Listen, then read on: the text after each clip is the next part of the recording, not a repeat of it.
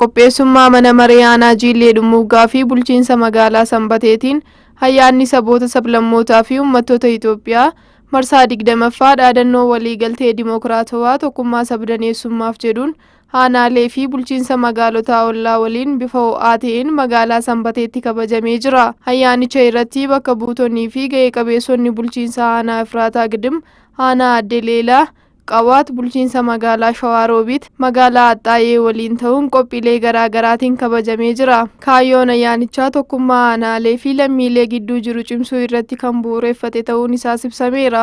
Rakkoo nageenyaa baroottan darban keessa turre keessaa baanee fuula keenya gara misoomatti deebifannee wal shakkii fi wal qeequu obbolaan ollaa keenya keessaa baanee obbolummaa dhugaatti ce'uu jalqabnee jirra.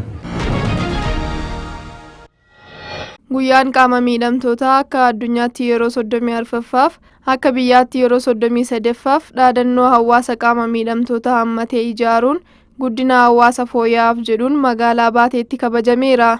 Bakka bu'aan kantiibaa bulchiinsa magaalaa Baatee obbo Maammed Idris haasaa taasisaniin sochii roga hundaan taasifamu keessatti gama siyaasaan hawaasummaa fi diinagdee keessatti qaama miidhamtoota duubatti dhiisuun misooma milkaa'aa ta'e itti fufsiisuun akka hin danda'amne ibsaniiru. Itti gaafatamtuun waajjira dhimma dubartootaa daa'immanii fi hawaasummaa bulchiinsa magaalaa Baatee Aadde Zaaraa Sa'iid qaama miidhamummaan sanyiin kan darbu osoo hin taane carraadhaan kan nama dhaqqabu ta'uu heeruun akka nama kamiyyuu hojjetanii jiraachuu kan danda'anii fi qaamaan miidhamuun sammuu kaayyoo fi mul'ata dhabuu jechuu akka hin taane ibsaniiru. Hooggantoota olaanoo fi giddugaleessa naannoo Amaaraaf leenjiin mata duree ilaalama mootummaa ida'amu guddina dameeleef jedhuun kennamaa jira. Bulchaan olaanaa naannoo Amaaraa Raggaa Kabbadaa leenjii kennamaa jiru ilaalchisee yaada goolabaa kennaniin hubannoo leenjicharraa argattan gara hojiitti yoo hiiktan jijjiirama fiduun ni danda'ama jedhaniiru. Damee qonnaan jijjiiramni yoo dhufu tiraanisfoormeeshinii baadiyyaa fiduun kan danda'amu ta'uu kaasanii kana mirkaneessuuf immoo qonnaa ammayyaa hordofuun barbaachisaa ta'uusaa kan himan bulchaan olaanaa kun haala qilleensaa qabeenya lafaa fi albuuda humna oomishuu danda'u kan biyyoonni biroon argachuu hin dandeenye biyyattii keessa jiraachuu eeraniiru. Hooggansaa fi hawaasa yaadrimee industirii hubatu ijaaruun barbaachisaa ta'uu ibsanii naannoo dorgomaa ta'uuf oomishtummaa qonnaa sirnaan guddisuun misooma industirii irratti hojjechuu qabna jedhaniiru. Hooggantoonni dhaabbilee garaagaraa Amaaraa Miidiyaa Koorporeeshinii daawwataniiru. Itti gaafatamtuun waajjira eegumsa naannoo fi bosonaa Gondor Kibbaa Zannabuu Faantii Amiikoo daawwachuu kootti gammadeera jedhanii Amiikoon hojiin mooraasaa hojiif mijataa taasisuuf hojjetee fi bakki tursiisa daa'immanii kan dinqisiifatamu ta'uu dubbataniiru. Itti gaafatamtuun kun hojichi dhaabbilee biroof fakkeenya ta'uu danda'as jedhaniiru. Haaluma kanaan godina Shawaa Kaabaatti itti gaafatamaan waajjira fayyaa aanaa Insaaroo Wuubisheet Muliyyee Amiikoon naannichatti nageenya waaraa akka dhufuuf adda durummaan ga'eesaa kan baatee fi dhaabbata madaalasaa eeggatedha jedhaniiru.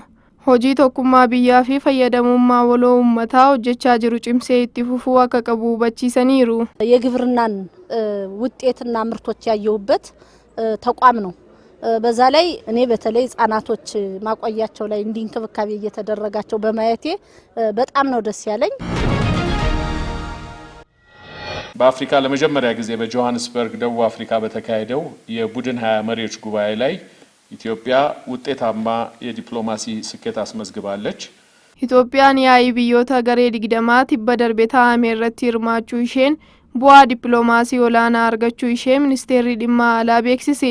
Dubbii himaan ministeera dhimma alaa Ambaasaadder Nabiyaat Getaachoon hojiilee damichaan hojjetaman ilaalchisuun ibsa torbee kennaniiru.